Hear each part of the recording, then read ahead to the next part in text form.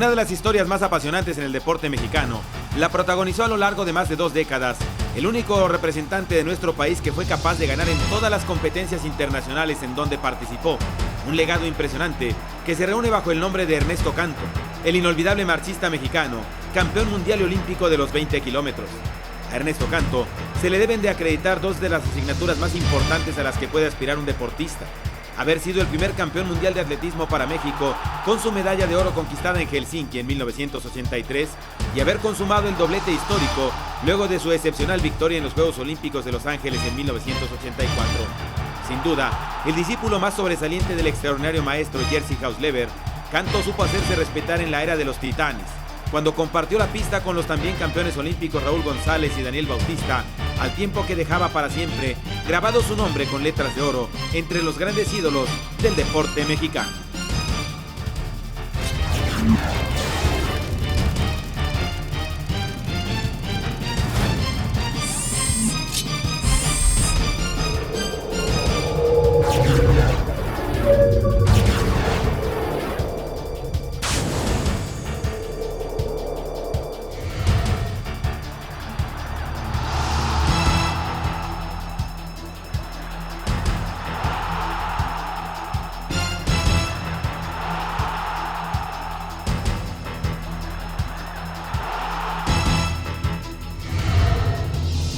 Amigos, ¿cómo están? Me da mucho gusto saludarlos una vez más. Soy Edgar Valero y el día de hoy me encuentro en el Estadio Olímpico de Ciudad Universitaria, aquí en la capital de la República Mexicana. Junto a mí se encuentra la línea de llegada, donde atravesó en segunda posición el sargento José Pedraza durante los Juegos Olímpicos de México en 1968. Al darle a nuestro país su primera medalla de plata, comenzaba también a escribirse la exitosa historia de la marcha mexicana, historia que continuó durante los Juegos de Montreal 76, donde Daniel Bautista conquistó la medalla de oro. Pero no sería sino hasta finales de esa década de los 70s, cuando México habría de conocer al único deportista nacional que ha conseguido ganar todo en cada una de las competencias donde participó, el gran Ernesto Canto. Campeón panamericano, campeón centroamericano, campeón de la Copa del Mundo, campeón mundial, pero sobre todo, campeón olímpico. Gracias por acompañarnos en este programa especial originado en la capital de la República Mexicana, sobre una de las más fulgurantes estrellas en la historia del deporte mexicano, Ernesto Canto. Ernesto Canto Gudiño vio la luz primera el 18 de octubre de 1959 en la Ciudad de México, Distrito Federal, hijo del comandante Ernesto Canto Velázquez y de doña Guadalupe Gudiño, quienes habían formado su familia y se habían establecido en las cercanías del campo militar número 1 para permitir a don Ernesto Canto, también deportista y también marchista en su momento, cumplir además con sus labores como miembro del Ejército Nacional Mexicano. Ernesto adoptó el amor por el deporte de su propio padre, sin saber que su progenitor había sido marchista, simplemente de la mano de su amigo de toda la vida, Miguel Ángel Sánchez, quien había sido adoptado por la familia literalmente, emprendió su aventura deportiva a principios de 1972, hace prácticamente 40 años. Cuando yo inicié en la marcha, yo no sabía lo que era la marcha, no sabía que mi papá había sido marchista, que iniciaron los movimientos de la marcha en México. Yo inicié la marcha a principios de 72 más o menos, en la secundaria con Miguel Ángel Sánchez Soto. Y cuando decido hacer la marcha, nos llaman a todos los que iniciábamos en el equipo de atletismo de la secundaria 94, cerca del Comité Olímpico Mexicano, a formar parte del equipo de atletismo. Yo llego a esta reunión y veo todas las pruebas en el pizarro, ¿no? 100 metros, 200, hasta el final decía caminata. Entonces dije, ¿qué es caminata? No sé, pero yo quiero hacer caminata. La ingenuidad en el tema de la marcha era evidente para un jovencito que no sabía exactamente de qué se trataba lo que sería el deporte de su vida.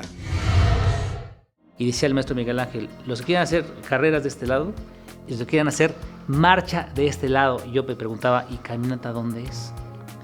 Así fui 3 días y me puse a tratar 3 días. Al 4.º día decidí, bueno, lo voy a preguntar ahora, que los de caminata en dónde, ¿no? Entonces ella dice, los que van a correr de este día, los que van a hacer caminata o marcha de este día. Y ahí supe que la marcha y la caminata era exactamente lo mismo, ¿no? Y así inicié, en enero del 72 más o menos. Sus habilidades quedaron demostradas desde los primeros momentos en que se involucró en la marcha. Sin embargo, no solo la herencia genética, sino el apoyo de su madre fueron decisivos para comenzar a meterse en las venas la difícil disciplina que había escogido. Estábamos de 2.º año, 3.er año y quedé 5.º lugar. Entonces me gané mi lugar para rentar la secundaria en intersecundarias. Y así fueron casi 2, 3 semanas seguidas, luego era con el sector y luego con la delegación, hasta que llegamos exactamente a la delegación Miguel Hidalgo, por ahí ya de abril de ese mismo año. Pues ahora vamos a la delegación Miguel Hidalgo y los primeros 6 de la delegación Miguel Hidalgo van a competir en los Juegos del Distrito Federal. Entonces voy a la Miguel Hidalgo y paso en el 6º lugar ya de toda la delegación, con 2 meses apenas de entrenar más o menos, ¿no? Y bueno, me gano mi lugar. Para eso mi mamá me llevaba ya cada fin de semana a entrenar, cada fin de semana a competir. Siempre fue una gran promotora y gran fan de mí, así lo puedo decir. Siempre estuvo tras de mí. O sea, regresar a mi casa, mi padre y mi madre ya habían platicado. Me dice, oye, tu mamá me dice que vas a ir a competir a Sonora, pero no me has dicho qué haces. Si corres 100 metros, si saltas longitud, ¿qué haces? Le dije, no, papá, hago caminata. ¿Caminata? Se me queda bien, sí. Me dice, espera un segundo. Va y saca un libro de 1952 y me lo enseña con su foto, Enrique Canto Velázquez, campeón nacional militar de 15 kilómetros de caminata. Eso fue una gran sorpresa. Yo no sabía que mi padre había hecho caminata. El camino de Ernesto Canto no fue una casualidad. La herencia genética lo llamaba, pero más importante es que el propio Ernesto Canto Velázquez, su padre, había sido fuente de inspiración del primer medallista mexicano de la especialidad, el sargento José Pedraza, ganador de la medalla de plata en los Juegos Olímpicos de México en 1968. Fue una gran sorpresa para mí saber que mi padre fue los que hicieron la marcha en México. Luego ya supe que José Pedraza, el famoso sargento Pedraza que se retiró como capitán, mi padre era comandante del batallón del sargento Pedraza. Y Pedraza lo vio hacer caminata. Y por eso Pedraza decidió hacer caminata también. O sea, toda la marcha, todo ese tiempo estuvo ligado en la marcha, ligado a mí sin saberlo. En sus primeras competencias internacionales, Canto ya era dominador de su prueba. Una casualidad o su destino lo pusieron ante los ojos de 2 monstruos de la marcha en México, Raúl González y Daniel Bautista. Ya en 72, voy a Hermosillo y también en los primeros 2 lugares ganaban para ir al evento nacional y quedo en segundo lugar. Y voy a Monterrey de ese año 72. Fue octubre 72, acaba de cumplir yo 13 años. Voy a Monterrey y bueno, voy y quedo en primer lugar. O sea, en casi 7 meses, 8 meses de estar entrenando, gano un evento nacional infantil. Pero lo más importante no fue eso, sino que los jueces de caminata fueron Raúl González y Daniel Bautista. Signos del destino o casualidades finalmente, pero Ernesto siempre estuvo ligado a la marcha, aun cuando no fueron precisamente los titanes que conoció siendo un niño quienes le aportaron la inspiración necesaria para triunfar. Después de que gana Pedraza la medalla de plata en los Juegos Olímpicos, yo lo conozco porque mi papá lo conoce, me llevó a conocerlo, y ahí lo conocí. Pero cuando yo inicié no recordaba que había conocido a José Pedraza. Por eso te digo que sin estar en la marcha conmigo siempre estuvo acompañado, ¿no? Mi padre, Pedraza, Bautista, González como jueces. Y cuando ya yo inicio, los nombres que se usaban era Pedraza, pero se hablaba más de Vladimir Golomichev, que era el campeón olímpico.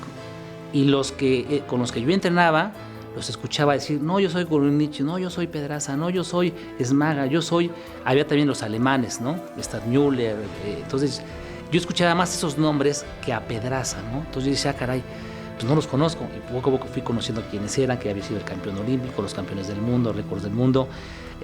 Y ya obviamente cuando pasa 72, Juegos Olímpicos, que ahí no fue Pedraza, ¿no? Fueron González, fueron varios más. No se obtuvo nada, ¿no? Como que había que iniciar nuevamente el trabajo de la marcha mexicana. Y bueno, 73, 74 fui campeón infantil, campeón juvenil, llega el 75 y ya nuevamente, como ya estaba inmerso realmente en la marcha mexicana, ya sabía quién eran Daniel Bautista, Raúl González, Ángel Flores, Enrique Vera, todos ellos que estaban en ese momento ocupando los primeros lugares de la marcha mexicana, ¿no? Ahí fue cuando ya me empecé más a empapar realmente de los nombres de México y sobre todo que se dio según 75, este boom donde Bautista gana los Juegos Panamericanos y empieza a destacar ya a nivel mundial.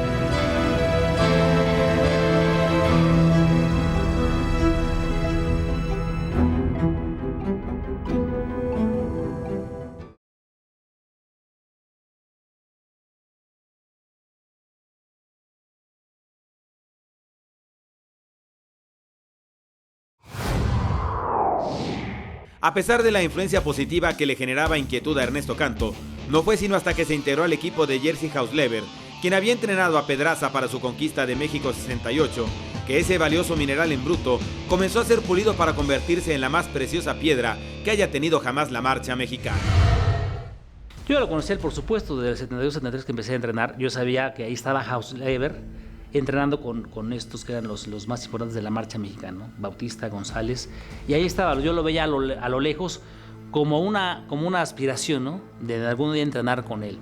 Sabía que él había estado con José Pedraza los últimos 2 años, 66, 66, 68 con él, y realmente fue el que lo pulió para que Pedraza ganara las semanas internacionales previas a los Juegos Olímpicos y la medalla de plata de los Juegos Olímpicos. Obviamente también es de Hausleber, ¿no?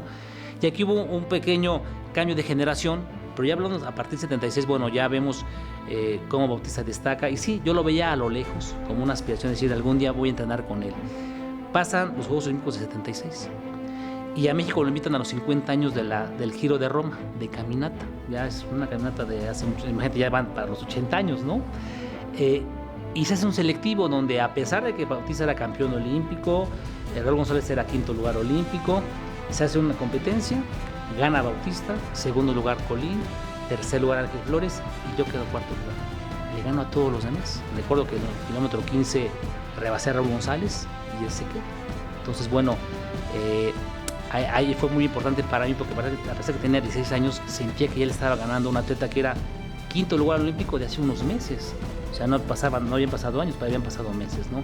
Entonces, era muy joven yo, y decidieron que, aunque había 3 lugares nada más, poner un 4º lugar para que yo fuera a este evento tan importante, ¿no? Y a final de este año, platicando con Miguel Sánchez, tomamos la decisión de que yo me pasara a entrenar ya con Jerzy Hausleber, ¿no? Así que a partir de 77 ya fue un contacto estrecho, muy directo con él, para poder ya entrenar con el equipo grande, no entrenar con Bautista, con Colín, con Ángel Flores, con Raúl, que por supuesto ya tenían un nivel importante a nivel mundial. Ernesto Canto estuvo como 150 metros de mi casa, era escuela secundaria, y ellos, Andrés y mi hijo Tomás, eran misma secundaria. También en esta secretaría metemos como promotor nuestro exatleta, que ya como atleta terminó, Miguel Ángel Sánchez, era ya maestro de educación física. Y comenzó a entrenar canto, y después de mí dijo, bueno, en Cerdón va a tener mejores condiciones, por favor llévanos. Él siempre colaboraba con nosotros.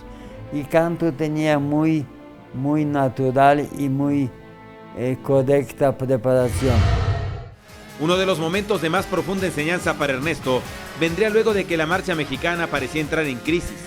Una que llegó justamente al retirarse Daniel Bautista tras los Juegos Olímpicos de Moscú en 1980. Pero antes de eso, le daría una lección de categoría deportiva al todavía imberbe Canto, que trataba de tomar la estafeta de manera natural.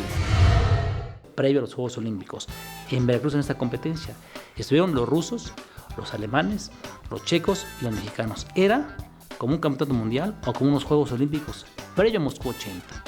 La última vuelta en ese circuito de Veracruz, de Jalapa, iba Colín unos metros atrás, iba un ruso, iba Bautista y iba yo. Daniel, del esfuerzo, faltando la última vuelta de los 2 kilómetros, se queda y me veo yo al frente con el ruso. Cuando veo esto dije, bueno, pues me toca a mí, o sea, fue un instinto natural, ¿no? Acelero el paso, el ruso me aguanta como unos 400, 500 metros, y faltando como 1,5 kilómetro más o menos a la meta, empiezo a escuchar con unos 10, 15 metros que alguien venía ya esforzándose muy fuerte. Y dije, por supuesto que es Daniel, nadie más, ¿no? Daniel es algo que muchos tienen que aprender, ¿no? Esa fuerza de voluntad, esta garra de nunca darse por vencidos. Me alcanzó faltando 200 metros para la meta y me ganó por 2-3 metros. Fue el único que se le puso, él siendo juvenil, se le ponía el tú por tú a Daniel Bautista. Digo, Daniel Bautista era, vamos a llamarle, pues un monstruo de la caminata. Yo creo que para que tú llegues a la cima, cuando tú tienes a alguien que ya recorrió por primera vez ese camino, o sea, tú tienes que tener esa inteligencia como la de Ernesto para saber que ahí dices, yo me le pego a esta persona que ya subió la cima y es más fácil irme con él porque él me va a enseñar. Y eso era Daniel Bautista. Bautista estuvo viendo o sintió abajo de conciencia que es sucesor de él también. Luego de la partida de Daniel Bautista, todo indicaba que sería Raúl González quien se quedaría al frente de la marcha mexicana. Pero ya Ernesto Canto había tomado una decisión.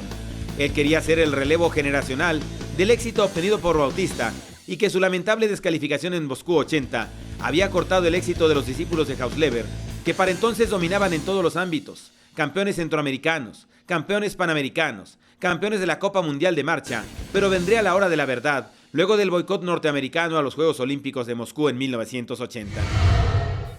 Sabía que íbamos a Helsinki, que era la primera vez después de mucho tiempo que el mundo realmente se reunía para un evento de atletismo de esta calidad, porque el boicot de Moscú, el boicot de Los Ángeles, los equipos africanos que no habían ido a unas competencias, a otras, ahí estaban todos, africanos, el bloque occidental, el bloque oriental, estaba realmente el mundo, ¿no? Y además previo a unos Juegos Olímpicos. Entonces, se había dimensionado en ese momento lo que era un campeonato mundial, y después supe que me quedé corto, ¿no? Estaba en un momento muy importante, ¿no? Ya era campeón centroamericano, el panamericano realmente era un trámite, que fue una semana después del mundial. Ya era campeón mundial de marcha, pero había que enfrentar este primer mundial de atletismo como tal, porque iba a ser un cambio, ¿cómo lo diremos? Una referencia diferente, ¿no? Hoy lo puedo decir, uno puede ser campeón mundial de caminata, que es muy diferente a ser campeón mundial de atletismo, ¿no? Aun cuando sigue siendo la misma disciplina, en este caso de caminata. Por supuesto que sí. Sé que iba a estar los rusos, los checos, los alemanes, que eran realmente los más difíciles, ¿no? Enfrentarlos en sus terrenos, ¿no? En Europa, con jueces europeos, con un clima al que están más acostumbrados ellos, aunque realmente es verano, ¿no? Es verano, pero es un clima donde ellos también lo conocen muy bien, entrenan allá, son de allá, se conocen muy bien, que además había habido en Helsinki años previos el europeo de marcha, el europeo de atletismo. Entonces ellos perfectamente conocían la ruta, dónde, cuándo, cómo atacar, y uno no. Salí del estadio y como a 200, 300 metros está una vía principal. De hecho es donde está una vía del tren, que incluso, que eso es también una anécdota muy buena, ahora está en vía. Bueno, ahí montaron una cámara de video y me grabaron toda la competencia. Sus condiciones de excepcional atleta quedarían plasmadas en una anécdota durante ese campeonato del mundo en Helsinki, que raya simplemente en lo increíble. En un momento me perdí de concentración, que cuando yo me tenía que ir rumbo al estadio, fíjate que además la capacidad que tenía físico-atlética en ese momento, de fuerza, de resistencia, que yo pensé que todavía me faltaba una vuelta al circuito, cuando ya me tenía que ir al estadio. Tenía una atleta mexicana que fue a maratón, que recuerdo que me grita, o sea, yo soy muy grande, me grita, Canto, al estadio. Y en ese momento reacciono y volteo, me tuve que restar como 20 o 30 metros. Cuando yo le llevaba como 30 o 40 metros a Josep Priblinek, cuando veo que él ya se enfila rumbo al estadio, resulta que vi de primer lugar, voy en segundo lugar, ¿no? Entonces, bueno, ahí sí tuve que acelerar todavía más el ritmo, que además traía mucha fuerza todavía, pensando que faltaban 2 kilómetros. Entonces imagínate, dije, no, de 2 kilómetros a 500 metros, bueno, pues es mucho más rápido, ¿no? Entonces me regreso y acelero, y la verdad que lo alcancé muy rápido. En 100 metros lo alcancé rapidísimo, porque de donde estaba la avenida al estadio había como unos 300 metros para entrar, ¿no? Pero por supuesto en ese momento me desesperé un poco y dije, no es posible que voy en segundo lugar. Dije, no me va a ganar. Aceleré el paso, lo alcancé, ni opuso resistencia a Josep, porque él ya estaba obviamente en sus últimos esfuerzos, ¿no? Lo pasé, y ya cuando vi enfrente del estadio, ya solito yo nada más, y el túnel, bueno, ya más tranquilo, entro al estadio, y bueno, pues es una gran ovación, porque además, para que la gente sepa, en Finlandia el deporte número 1 no es el fútbol, es el atletismo. O sea que la gente conoce perfectamente bien a todos los atletas del mundo, y la verdad que fue un evento extraordinario, porque además, bueno, pues obviamente llego al estadio, entro en primer lugar, ¿no? Gano. Cuando yo le grito, y todos le gritamos a Ernesto, ya es, o sea, a la derecha, y Josep Priblinek lo que hace, él sí se da cuenta, y él se va a la derecha, ya para la puerta del estadio, y Ernesto se desvía. Entonces Ernesto se da cuenta, en ese momento ya el otro le saca esos 15 metros. y Ernesto da la vuelta, se da cuenta de que ya se le fue, y en una subida Ernesto lo alcanzó. Bueno, Muy emocionante. fue una competencia, perdón, Por favor, por favor. que, bueno, lo digo porque Ernesto despertaba esto. La llegada eufórica al Estadio Nacional de Helsinki, que se había construido para los Juegos Olímpicos de 1952, marcaría para siempre la vida de Ernesto Canto. Es un entre escuchas y no escuchas. Es un escuchas mucho ruido, ¿no? Así como que y aplausos, pero no nos alcanzas a ¿cuál sería la palabra? A definir, ¿no? Porque dices, son muchos churitos, muchos aplausos, pero vas todavía concentrado, dices, me falta todavía una vuelta, me faltan 300 metros, ¿no? Y saber que además el checo en ese momento venía, no sabía si venía 10 metros o 20 metros o 30 metros, porque además yo nunca he volteado, ¿no? Es un signo de debilidad y nunca lo hice. Entonces no sabía cuánto venía atrás, dije, menos voy aquí a tratar medio a disfrutar un poquito. Voy a disfrutar cuando cruce la meta que está ahí a 200 metros, ¿no?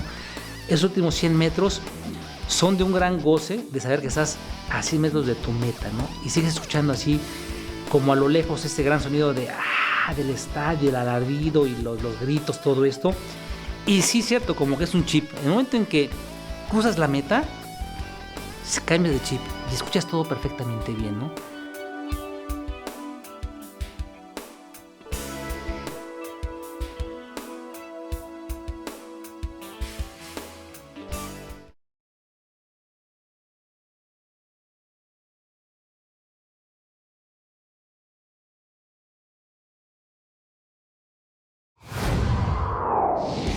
A pesar del sentimiento de nacionalismo, nadie puede negar que más que la amistad, lo que unió a Ernesto Canto y Raúl González fue su enorme rivalidad en la marcha. Canto creció y se desarrolló admirándolo, pero inevitablemente el que llegara a desplazarlo afectó esa relación seriamente, aunque Canto diplomáticamente solo se refiere a lo deportivo. Bueno, Raúl es un atleta excelente atleta, además, de verdad hay que reconocerlo. No podemos quitarle sus 2 medallas olímpicas, nadie, podemos regatearle nada, al contrario, ¿no? Pero, por ejemplo, ahí fue la muestra de lo que es un atleta de 20 y uno de 50, ¿no? Yo quedo en primer lugar en Helsinki, llega Josep Priblinek, llega Yevsukov de Rusia, luego llega creo que otro ruso, alemán, y Raúl queda en 9º lugar. Es más la leyenda urbana que la realidad. Lo que pasa es que hubo un momento que hubo un equipo de marcha que éramos los mejores del mundo. Digo los mejores, lo digo con gran orgullo y con gran, además como un honor, ¿no? No por presunción.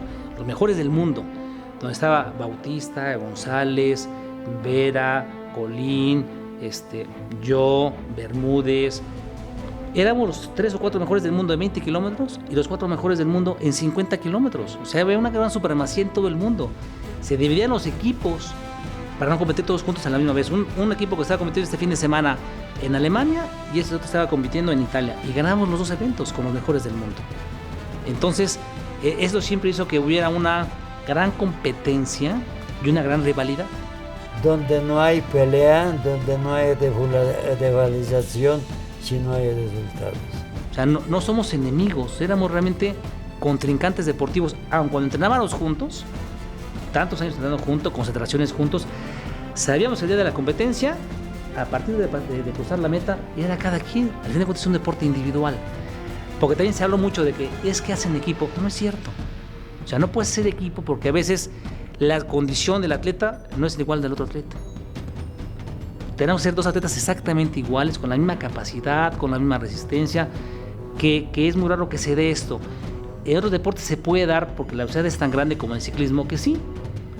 El que va al frente va cubriéndole el área a los demás. Aquí no, aquí la velocidad no es tan alta como para que uno se ponga adelante, entonces me cubre la resistencia del área. No es cierto. Y nunca se hace equipo.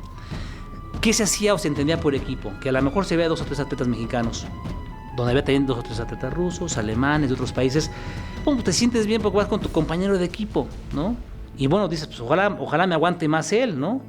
Y él va pensando igual, pues ojalá él me aguante más que los demás, porque dices, bueno, qué bueno que pudiéramos ser el 1-2-3, ¿no? O el 1-2 siempre. Que en raras ocasiones, excepto esta como en Los Ángeles, se pudo hacer. México 1-2, que ojalá pueda tener yo vida para ir otra vez que un mexicano haga 1-2 en la prueba que sea, ¿no? Ojalá pueda verlo realmente. Entonces, nunca hacemos equipo porque somos deportes individuales, cada quien quiere hacer lo mejor y quedar en primer lugar. Y muchas veces nos tocó, pues sí, aquí viene mi compañero, ¿no? Y puede haber sido Domingo Colín, Marcelino Colín, Enrique Vera, Martín Bermúdez, Raúl González. Bueno, pues sí, pero yo quiero ganar. Y seguramente ellos pensaban exactamente lo mismo. Y nadie que yo conozca en esta vida va a decir, le voy a dar chance, ¿no?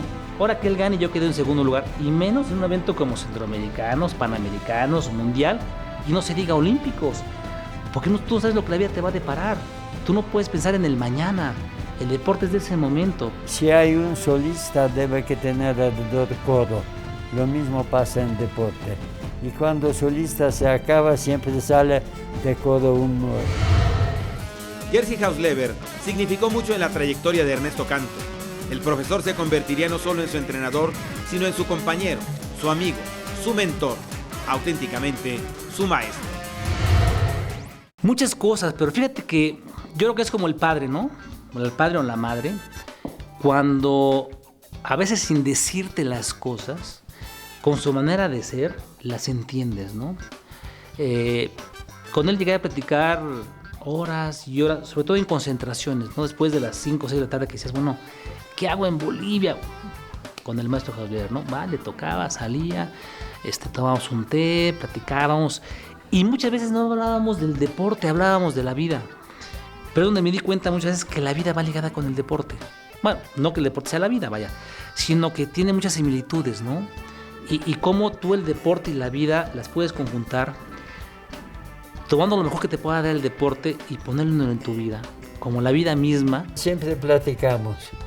Yo siempre trataría, no solamente con atletas, tener diálogo, pero una conversación, monólogo. No monólogo, diálogo. Esa constancia y tenacidad vinieron de la dureza de un hombre que solo le enseñó a Canto a ser el mejor, a vivir cada día y a esforzarse cada momento, sin ayeres, solo mañana. Un formador, yo se lo dije hace unos días que se le hizo un homenaje, le dije y le agradecí ahí públicamente el que me haya formado y forjado, aparte obviamente de mis padres, él como una persona muy importante a mi lado, como también un hombre de bien, un atleta de bien, un atleta con carácter, con disciplina, con entrega, con decisión, porque, te repito, a veces platicamos, pero muchas veces con su solamente intención y con su ejemplo, te enseñaba mucho, ¿no? Una gente que te enseña a tener disciplina, a saber que tienes que planear, a trabajar y a trabajar mucho, ¿no? Un ejemplo también muy claro fue en 83, ganando Helsinki, ser el mejor del mundo. Al siguiente día dije, no, pues me levanto un poquito más tarde, ¿no? Pues soy el campeón del mundo, ¿no? Es algo que nadie sabe y lo voy a decir. Llega con un balde de agua fría, ¡pum!, sobre la cama, yo así de que, pues, ¿qué pasó? Me dice, son 7:30 de la mañana, el entrenamiento empezaba a 7. Dije, maestro, pero no, tienes 10 minutos para estar en pista. Bajo, y yo pensando, pero soy el mejor del mundo, soy el campeón del mundo, o sea, ¿por qué no? Entonces llego a la pista y me dice, a ver, Ernesto, a ver, ¿campeonato del mundo cuándo? Ayer, hoy otro día. ¿Quieres ser campeón olímpico? Hay que trabajar hoy. Lo de ayer quedó en la historia. Juegos Olímpicos son mañana.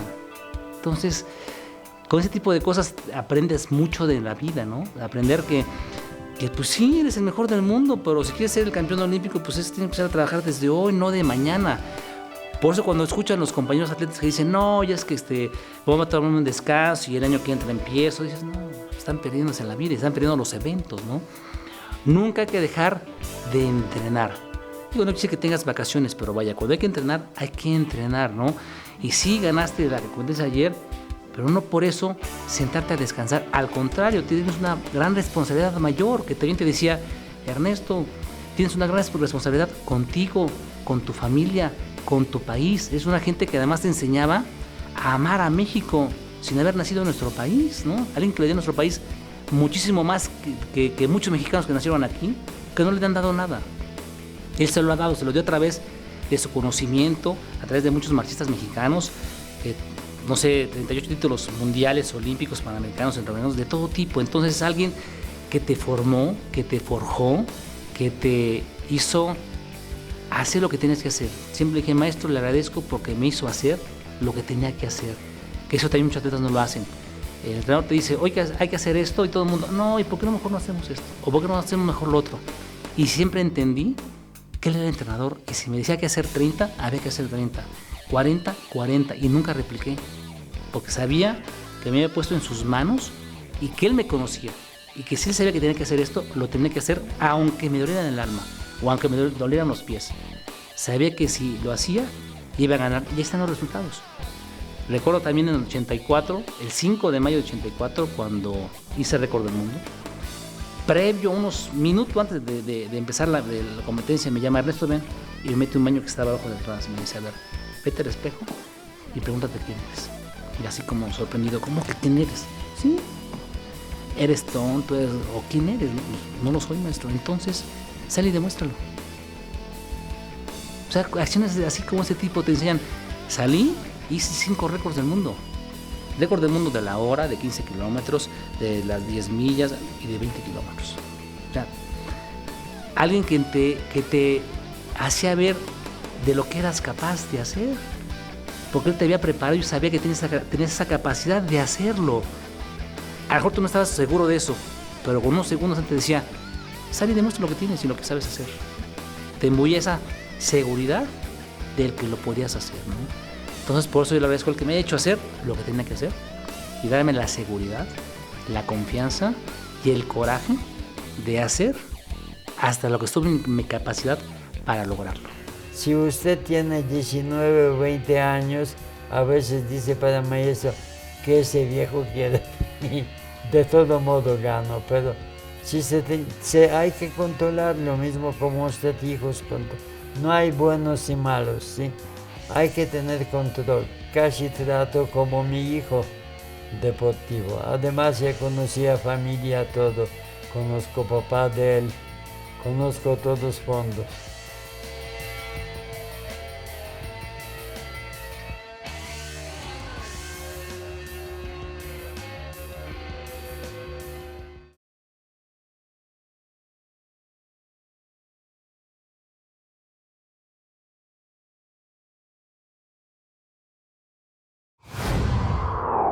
El momento más sublime de su carrera, el momento de la consagración y lo que dejó para siempre su nombre en la historia del deporte mexicano, fue la conquista de aquella medalla de oro en los Juegos Olímpicos de 1984. Ernesto Canto era para entonces el jefe de la marcha internacional. Ya había derrotado a todos los mejores del mundo en el campeonato un año antes y era plusmarquista mundial. Canto venció a quienes tenía enfrente y una vez más, y como lo había hecho en cada ocasión en los que los había enfrentado en todo el mundo, también venció a los que no pudieron competir por el boicot del bloque socialista. Quiero hacer una pequeña anotación previa a los que estuvieron en Los Ángeles y a los que no también. Porque les gané un año antes en el Mundial de Helsinki. Fui yo primer lugar, Checo, a Russo, a todos ellos. Y meses antes, cuando hice el récord del mundo, estuvieron también los mejores del mundo. Estuvo el ruso, estuvo el alemán, el checo, estuvieron también todos. Entonces, yo creo que por lo menos allí no había duda de que aunque yo hubiera estado, estuvieran ellos también, les hubiera ganado. Porque les gané siempre. Y les gané después de los Juegos Olímpicos, les seguí ganando también a ellos. Entonces, había un reconocimiento tácito de todos ellos de que era campeón olímpico al 100%, aunque ellos estuvieran estado allí presentes, ¿no? La ruta a Los Ángeles desde Bolivia no es muy larga en avión, pero mentalmente para Ernesto Canto significó la oportunidad de reflexionar sobre los 12 años que habían pasado desde que llegó a la marcha en el Comité Olímpico en 1972. Fue un momento muy, muy particular y muy especial porque recuerdo que veníamos de Bolivia y en Panamá ya vi los Juegos Olímpicos, la inauguración. Entonces desde ahí sentí como que, caray, ya llegó el momento, ¿no? Este momento que como atleta visualizas durante muchos años, ¿no? Que decía, es el momento que esperé toda mi vida, ¿no? 12 años cuando inicié, tengo casi 24, es el momento que esperé toda mi vida y estoy a punto de tenerlo, estoy a 5 días ya. Veníamos de Bolivia, hicimos escala en Panamá, ahí estamos viendo los Juegos Olímpicos, la inauguración, llegamos a México, nos fuimos 2 días a Toluca, regresamos y hacia Los Ángeles, ¿no? Entonces recuerdo que ese vuelo hacia Los Ángeles fui recordando, ¿no? Todos estos momentos durante muchos años vividos, ¿no? Con Hausleber, cuando te pones en sí mismo para reflexionar muchas cosas de lo bueno que hiciste, lo malo, cuando tú das de entrenar, cuando tú tienes alguna duda de competencias y decir, bueno, estoy a punto de llegar al día que he esperado toda mi vida deportiva para demostrar realmente lo que soy capaz, ¿no? Llegamos a la villa, nos instalamos. Recuerdo que no había mexicanos porque ese día estaban cenando con Ricardo Montalbán, que había invitado a la delegación mexicana. Entonces, bueno, pues así como que mexicanos no hubo recibimiento.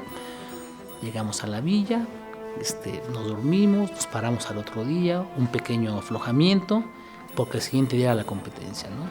Cuando hice el récord del mundo, hacía meses antes en Bergen, Noruega, ¿no? Digo que un récord del mundo creo que valía calificar a los Juegos Olímpicos. De hecho, ahí fue la calificación al final, ¿no? El mejor tiempo fui yo, obviamente, después fue Raúl González y tercero fue Marcelino Colín. Todos los tres nos ganamos nuestro lugar para los Juegos Olímpicos del 84. Por supuesto que nada fue fácil. Incluso en las horas previas a la competencia, hubo que resolver situaciones inesperadas. Nadie sabe que la playa con la que competimos, Raúl González y yo, era hechiza. O sea, las que nos dieron no nos quedaban, estaban muy grandes, nos raspaban. Entonces, 3 horas antes de los Juegos Olímpicos, de la competencia más importante de tu vida, la gente que llevaba las playeras se fue a la clínica de ahí mismo de la Universidad de Los Ángeles con nosotros a buscarla. ¿Cuál quieren? Pues esta roja, una playera roja cualquiera, que se le puso aquí el tripétalo, aquí así el simbolito, le pusieron México, pero México quedó abajo. Entonces tuvieron que volver a poner México para que quedara bien. O sea, la gente no sabe que teníamos 2 Méxicos. El día de la competencia, Ernesto volvió a mostrar su autoridad con una singular situación en la línea de salida. Y él nunca quiso ir atrás. De hecho, nosotros nunca salimos a una competencia e ir a ver qué hacían los demás rivales, rusos o alemanes. Ernesto se colocaba al frente en el primer disparo, siempre ahí está. Que además algo que yo siempre tuve fue, desde el primer momento y desde antes, marcar tu respeto, ¿no? Que te respeten y dejar muy claro que tú eres el bueno, ¿no? Como lo hice en Helsinki años atrás, como lo hice siempre. Ya que estábamos a punto de salir, que todo el mundo se iba poniendo en la meta, yo me adelantaba y ya me regresaba y los volteaba a ver a todos y yo decía, aquí me pongo. Y donde me iba a poner, los que estaban se hacían a un lado. Claro, es una manera de decir, aquí yo soy el jefe, ¿eh? Aquí mando yo y esa es mi competencia. Porque también los chavos de ahora no saben cómo actuar y cómo ser líderes, cómo poner tú, decir, aquí se va a competir como yo quiero que se compita, ¿no? Yo voy a poner el ritmo, yo soy el que decido, yo soy el jefe, yo soy el campeón. Tienes que creértelo tú y de alguna manera decírselos a ellos sin gritárselos, pero sí con tu actitud.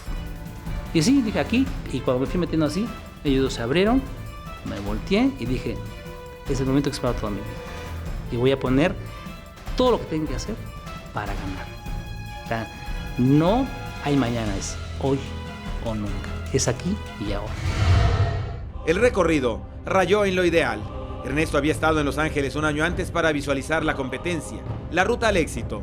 Pero en el camino no solo había rivales de otros países, también estaban los de casa. Hubo un detalle, recuerdo que en el kilómetro 8 o 9, un poquito antes de empezar yo a jalar, ya habíamos casado a Guillaume Leblanc, al canadiense, que de repente se nos fue, que dijimos todos, ¿y este loco qué le pasa, no? Se va muy rápido, pero bueno, pues allá él, sabíamos que lo íbamos a alcanzar, y sí lo alcanzamos en 2 kilómetros. Él mismo sintió que el ritmo era muy, muy rápido en ese momento, y el súbito se fue quedando y lo agarramos, ¿no? Que Raúl me comenta, todavía no, así yo como que, pues todavía no, ¿qué, no? Esto es de cada quien, ¿no? Pues obviamente, no, en este caso yo hice mi competencia, ¿no? El kilómetro 15 y dije, aquí es el momento, ¿no? Y hasta lo planeé en la parte intermedia de una parte del circuito de ida. Había unos aspersores porque había mucho calor, mucha humedad. Estábamos cerca de los 40 y tantos grados y casi 90 y tantos también de humedad. Pues estábamos muy cerca del mar, ¿no? Y entonces dije, es aquí. Entonces yo hice el intento como que, además escuchaba que ya se iban quedando Dan Milano y Raúl, ya casi como unos 3-4 metros. Entonces hice el intento, o la finta más bien, de que iba a irme a los aspersores. Y cuando sentí que ellos hicieron exactamente lo mismo, yo me regresé y ahí fue donde aceleré, ¿no? Faltaban como 3 kilómetros más o menos, ¿no? Y me fui y dejé de escucharlos. Llegué al final del circuito de Exposition Boulevard para tomar a la derecha y veía al estadio como a 1 kilómetro más o menos, ¿no? Y ya, no los escuché, no escuchaba nada. Además aprendes a tu oído, así a sensibilizarlo mucho y dices, ahí viene un cuate como a 30 metros, ¿no? 20 metros, ya sabes sus respiraciones de quien los conoces, ¿no? No escuchaba nada. Dije, perfecto, todo va como lo planeé, ¿no? Más había un globo aerostático arriba que llevaba una cama también así, era lo que me iba siguiendo. En esta parte no había gente, y veía como el estadio a lo lejos, el rugir del estadio, lo iba escuchando cada vez más, ¿no? De casi no percibirlo, un poquito más fuerte, más fuerte, más fuerte. Hijo, ay, me van a hacer llorar. Sí, es algo indescriptible. Primero esta sensación de meterte al túnel, ¿no? De ir viendo a lo lejos el estadio y escuchando el rugido, ¿no? Y de repente no escuchas nada, porque además ya me enteré también por qué. Cuando yo entro empiezo a entrar al túnel por la parte de abajo, el sonido local dice que el atleta que va en primer lugar está a punto de entrar a la pista, entonces obviamente todo el mundo voltea y guarda silencio, ¿no? Entonces, de escuchar mucho ruido, cuando me meto al túnel, dejo de escuchar nada más. Y empiezo a escuchar a mí mismo, empiezo a escuchar mi respiración, empiezo a escuchar mi corazón, ¿no? Agitado, pam, pam, pam, pam. Y es como un momento, son unos segundos también, pero que se te revela la vida completamente, ¿no? Vaya, tu vida deportiva, ¿no? De cuando inicié en el 72, cuando en esos juegos infantiles del 72, cuando Raúl, que venía atrás de mí, fue mi juez de competencia. Cuando me digo Bautista, estaba ahí en Los Ángeles también esperándome, ¿no? Saber que mi mamá estaba ahí en las gradas, mi papá, mi hermana, mis hermanos, toda la gente ahí, que estuvieron conmigo en las buenas y en las malas, ¿no? Esos momentos de tristeza que hubo, de sangre, de lágrimas. Y yo de sangre porque hasta te rozas y te sale sangre, ¿no? De sudor, de muchas veces que lloré por frustraciones, por lesiones. Y todo eso en esos segundos se te revela, ¿no? Y me escuchaba en mi corazón y saber que estaba ahí presente, ¿no? Y ver al fondo del túnel, así ese puntito blanco de luz que se fue haciendo un poquito más grande, más grande, más grande, más grande, hasta que entro al estadio y del silencio total, todo un grito grandísimo del famoso ¿no? Y escuchar Viva México, y los Méxicos eran fuertísimos, que aun cuando sigues concentrado y los escuchas como si no estuvieran muy lejos, eran tan grandes, eran tanta gente, 80,000 gentes, se hacían presentes, ¿no? Y ahí sí realmente, a partir de ahí empecé a disfrutar la competencia, ¿no? Sabiendo que iba en primer lugar y me faltaba la última vuelta olímpica, ¿no? Y vi como faltando 400 metros, volteé a las gradas y sabía que ya estaba mi papá, y 300 metros, 200 metros, y ahí estaba mi mamá de este lado. Y los últimos 100 metros fueron realmente emocionantes, ¿no? Porque además yo me iba guiando con los aplausos de quién venía atrás. Más bien, ¿qué tan lejos venía atrás de mí? Yo no sabía quién venía atrás de mí. Yo no sabía si era Damilano o era Raúl González. Al final me di cuenta que era Raúl. Ese es el único respeto de mi vida. Estoy aquí, es ahora, ¿no? Y estoy a 50 metros, 20 metros. Cuando crucé la meta es algo emocionante porque dije, lo logré. Después de miles y miles de kilómetros, porque la gente te dio los últimos 20 kilómetros de tu competencia. Pero tuve que caminar cerca de 2 vueltas a la tierra caminando para poder estar ahí en sus últimos 20 kilómetros y ganarlos, ¿no? Esa sensación de decir, gracias Dios porque lo logré, ¿no? Por fin esos últimos 20 kilómetros que eran la meta de mi vida, seguíamos corriendo, seguíamos saltando. Terminamos la vuelta olímpica y voy a buscar a mis padres, vi a mi padre, a mi hermana, tu mamá está de aquel lado. Voy a buscar a mi mamá, que estaba, haz de cuenta, atrás de los 100 metros. Me subo en las gradas, no sé cómo le dice, me subo a las gradas, ahí con la gente, ¿no? La gente habladora, les digo, es mi madre, ¿no? En inglés es my mother, es mi mamá. No, pues la gente se caía de aplausos. Bueno, ojalá mi mamá haya sido un momento alegre para ella, ¿no? Ojalá haya sido ese momento alegre que yo quise que fuera para ella en ese momento.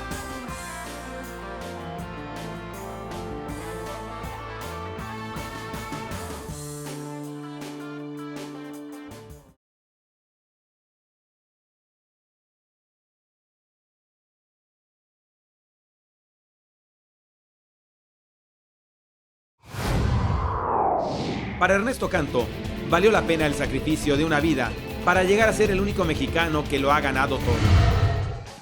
Mucha alegría más que placer, sí. Porque no solamente placer, porque uno ve que se tenía sacrificar y pasar. Ernesto era muy alegre. Gustaría bailar, gustarían sí, unos encuentros, sí, pero tenía que sacrificar mucho para a veces próximo día ir de entrenamiento. Claro que vale la pena, ¿no? Por supuesto. Vale la pena y lo volvería a hacer igual. E incluso si me costara más lo haría, porque esos momentos de satisfacción plena, estoy seguro que únicamente los vives con el deporte, no con otras cosas, ¿no? Pero además ese no es el momento más sublime realmente, ¿no? La entrada al estadio, el túnel, cruzar la meta, dar la vuelta, son grandiosos, pero el momento más sublime es cuando estás atrás del podio, ¿no? Y que dicen tu nombre, y lo digo sin que sea pose, más que tu nombre, tu país, ¿no? Que dicen México, y que te subes al podio en primer lugar, en un estadio olímpico, que te ponen la medalla, y cuando se canta el himno nacional, escuchar a 80,000 voces, o a lo mejor un poco menos, pero escuchar a miles de voces junto contigo, cantar el himno nacional, bueno, es algo indescriptible. O sea, las palabras se quedan pocas realmente con lo que uno siente, esa intensidad de gritar de alegría, de llorar de alegría, de saltar, de correr. Muy pocos jóvenes pueden escuchar su himno, ver bandera el más alto mástil. Yo creo que es el mejor premio para atleta. Eso paga todo. Y entran a historia. Si ellos se quedaron en historia. Pero como pocas veces, la historia nos entrega a un gigante del deporte, pero más que eso, a un gigante de la vida, que agradece el que no lo hayan olvidado. Fíjate que la verdad, y también quiero que quede claro, no es ninguna pose de humildad, así lo asumo, la verdad que lo asumo con humildad porque sé lo que cuesta, sé lo que es, pero quisiera de corazón que nuestro país hubiera no uno, que hubiera muchos que sean campeones olímpicos, campeones del mundo, campeones panamericanos, que ganaran todos los títulos, porque somos un país que estamos preparados para eso. Entonces lo asumo con humildad porque sé que es muy difícil, pero sé que muchos pueden. Si se dedican, si se entregan, si entrenan, si luchan por sus metas todos los días, ¿no? Lo asumo con humildad, pero también con mucho orgullo y con mucho honor, porque fueron muchos años de entrega y de sacrificio en los cuales estuve siempre con mi madre y con mi padre a un lado, con mis hermanos, con mi hermana, con primos, con primas y también con el país, deja de decirte, Edgar, porque no podemos ser tampoco egoístas. Con Hausler, por supuesto, a un lado, ¿no? A un lado muy cercano, con tus compañeros de competencia, porque luego los olvidamos, ¿no? Entonces, gané yo, pero entrené con Martín, con Enrique, con Marcelino, con muchos de ellos que también a la vez son parte de este triunfo, porque si no entrenabas con ellos tampoco podrías ganar, ¿no? Con el fisiatra que te dio masaje, con el doctor que te revisó, con mucha gente y con tu país. ¿Por qué? Porque el saberte que los mexicanos confían en ti, de saber que puedes darles una gran satisfacción a través de tu persona, ganar unos Panamericanos o ganar unos Juegos Olímpicos o un Mundial o el evento que sea, darles esa gran satisfacción de que puedan proyectarse en ti como lo que ellos quisieran ser también, es algo que te motiva también, es algo que te da ese extra para poder competir y poder ganar y decirle al mundo, o sea, yo soy un representante de los mexicanos, y todos los mexicanos igual que yo podemos hacer esto, ¿no? Entonces, esas muestras además siempre de afecto que hasta hoy he tenido, lo que dejan decirles a toda la gente, gracias, que la gente que en la calle todavía me reconoce y me felicita, les agradezco porque después de 20 y tantos años, en nuestro canto sigue siendo vigente, ¿no? Eso no lo puede presumir cualquiera. Y a mí es algo que me da mucho gusto y les agradezco, la verdad, porque me encuentro todavía muchísima gente en el cine, en los restaurantes, en la calle caminando, con mayor razón en algunos eventos deportivos, ¿no? Pero lo sigo recibiendo y les agradezco a México realmente por ese muestras de afecto que siempre he tenido de parte de todos los mexicanos. Un hombre que supo en todo momento no conformarse con nada. O sea, es un hombre admirable, Ernesto, y te lo digo como un atleta que fue, con todos los títulos, dice, porque los conquistó todos. Tuvo también las marcas mundiales, y quiero decirte que es como persona es excelente. Es lo mismo como alumnos de escuela. Él quiere estar primero en salón de clase. Él también quería ser. Yo siempre he dicho, podemos decir, hay muchos Ernesto en México, pero cuando tú le pones Canto, Ernesto Canto, se vuelve algo único con nombre y apellido, y Ernesto es uno de los que estará en la historia por siempre. Es un hombre que merece, ahora sí decíamos, esa gloria. Cuando se hable de Ernesto Canto, tendrán que dejarse de lado cualquier tipo de polémicas. Lo acontecido en los Juegos Olímpicos de Los Ángeles en 1984 tampoco tiene discusión, porque el propio Ernesto había vencido a los mejores del bloque socialista, los que no acudieron justamente a aquellos Juegos Olímpicos durante su participación en el Campeonato del Mundo en Helsinki en 1983. Ernesto Canto se convertía entonces en el primer campeón mundial mexicano de marcha y en el único hasta la fecha. Además de ello, el mérito de haber conseguido triunfos en cada competencia en la que participó lo ha ubicado en un lugar verdaderamente especial en la historia del deporte mexicano. Gracias por habernos acompañado en este programa especial originado en la capital de la República Mexicana sobre una de las más fulgurantes estrellas en la historia del deporte mexicano, el gran Ernesto Canto.